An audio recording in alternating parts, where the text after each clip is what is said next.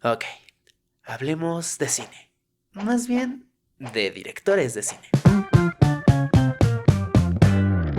Personas que nos brindan experiencias que nos hacen reír, llorar, cagarnos de miedo o hacernos enojar a tal punto de querer aventar la pantalla a la mismísima mierda. En todo el vasto mundo de directores se encuentra uno que tiene una capacidad impresionante de contar historias, de desarrollar sus personajes y de dejarte con la interrogante de qué carajo acabo de ver. Que bueno, no hablo de cualquier director. Hablo de él, Christopher Nolan, actualmente un sello de garantía a la hora de querer ver una buena película. Pero, ¿cómo llegó a ser considerado uno de los mejores en la industria del cine? ¿Por qué sus películas son consideradas clásicos? ¿Cuál es su mejor película? En esta simpática serie de videos intentaré dar respuesta a estas preguntas. Es por eso que hoy...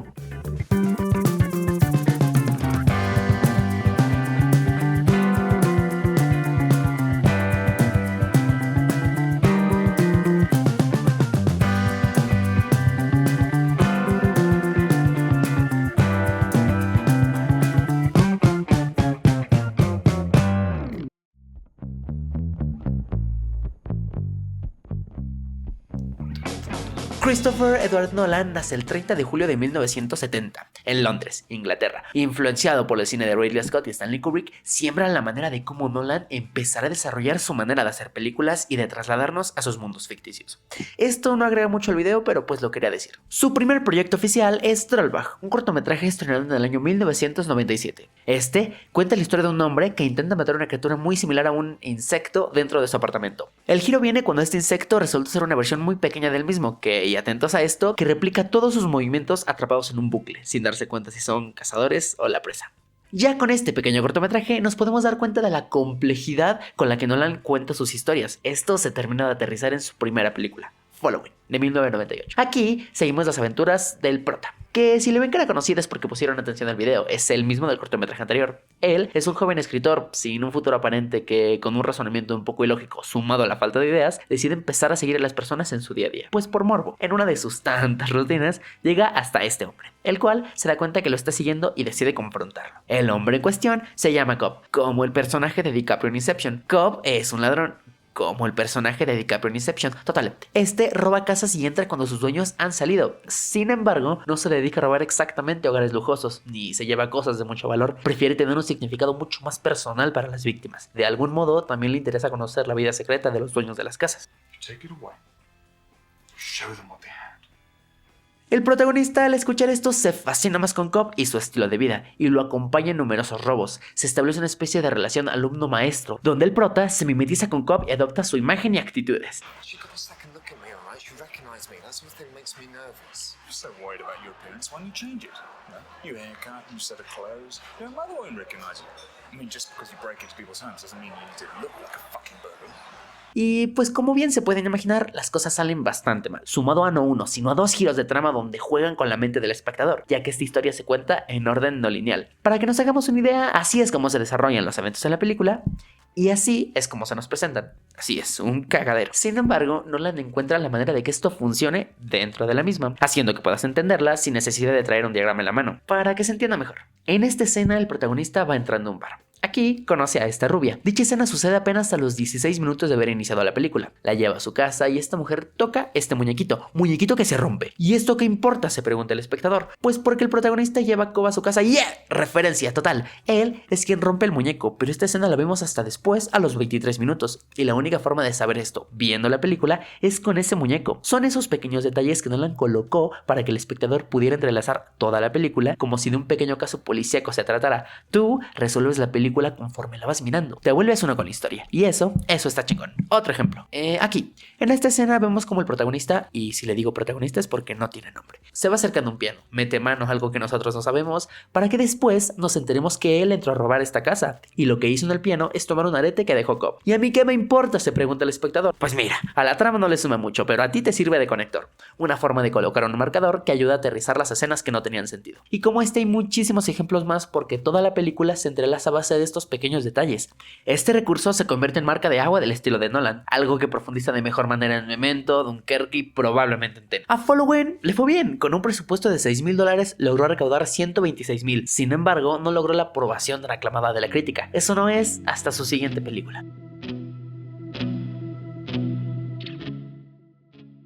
Estrenada en el año 2000, Memento cuenta la historia de Leonard, que si se les hace conocido es porque vieron Iron Man 3, es este que está acá. Él tiene un objetivo simple, acabar con el asesino de su esposa. Pero con Nolan nada puede ser simple. Este le agrega un poco de complejidad, ya que el protagonista tiene pérdida de memoria a corto plazo. Es decir, que no puede generar nuevos recuerdos. Bueno, se acuerda hasta ese día fatídico. It's my memory. Amnesia. No. It's different from that. I have no short-term memory. I know who I am. I know all about myself. Since my injury, I can't make new memories.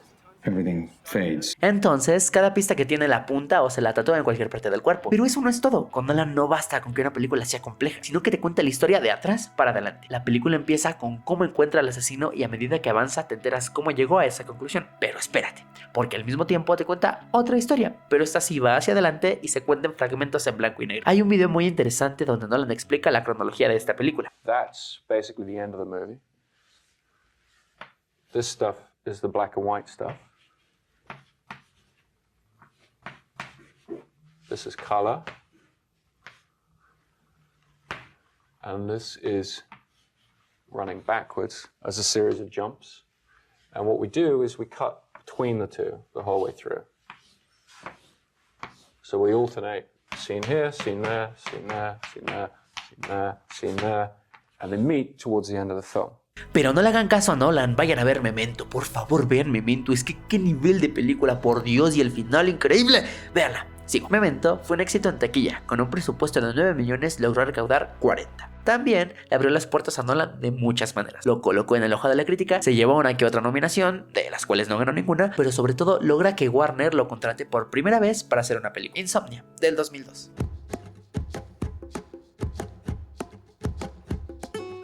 Warner quería hacer un remake de una película noruega de 1997, Insomnia, y después que vieron Memento y el talentazo que era Nolan, lo llamaron. Insomnia cuenta la historia de Will, interpretado por Al Pacino, un detective que junto a su compañero Hub deben resolver el homicidio de una chica en un pequeño pueblo en Alaska, pueblo en el que nunca anochece.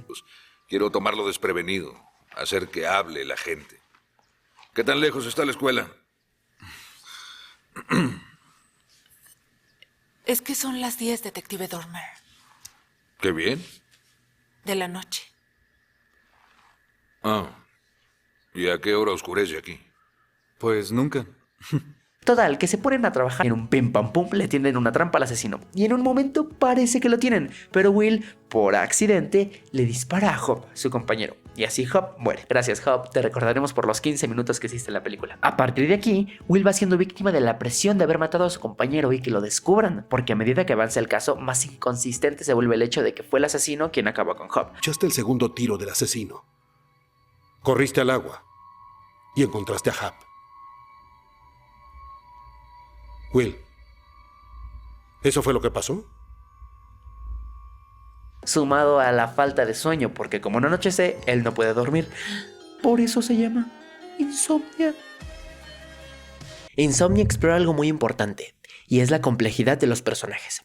Hasta el momento, hemos visto cómo los protagonistas de sus películas tienen un conflicto que tienen que resolver a lo largo de la película, como lo vimos en Following, y la falta de identidad del personaje al quererse mimetizar con Cobb. It was for a friend. The police think he did something and he didn't. So he needs a decoy. Another likely suspect. Someone caught robbing a place using the same way he does it. His methods. His methods. Who was the friend? Cobb. Con Leonard en Memento al ser él mismo el fabricante de su propia mentira. Do I lie to myself to be happy? In your case, Teddy. Yes, I will. Y ahora, en Insomnia, con Will tratando de aceptar el hecho de que él mató a su compañero. Y Hap quería llegar a un acuerdo y me iba a involucrar.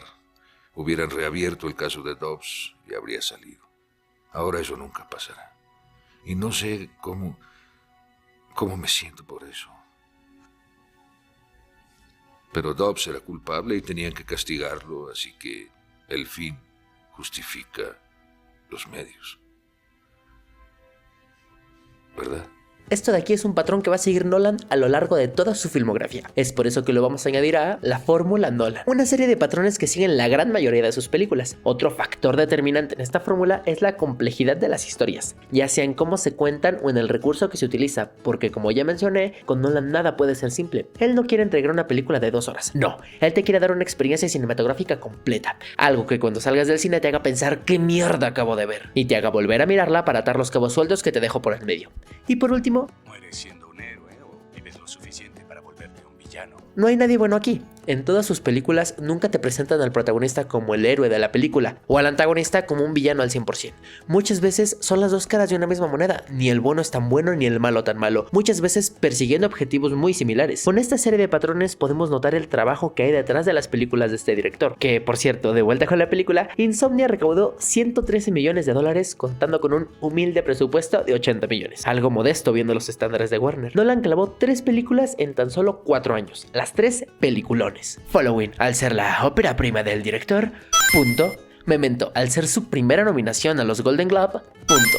E Insomnia, sale Al Pacino, y si sale Al Pacino es punto, es más, punto doble. Así es como estas 3 películas, de manera un poco injusta lo sé, se colocan a la delantera por encontrar su mejor película. ¿Cómo le irán a las siguientes? Lo veremos las siguientes semanas. Por ahora, entendemos cómo estos primeros pasos nos dan ese acercamiento hacia nuestro más grande sueño, a cómo una buena idea es necesaria para cautivar a todas las personas, que las ganas de hacerlo son lo que determina el resultado, que si tenemos un sueño, tenemos que luchar por él hasta que lo consigamos. En un próximo capítulo de Click It, Yo soy la venganza.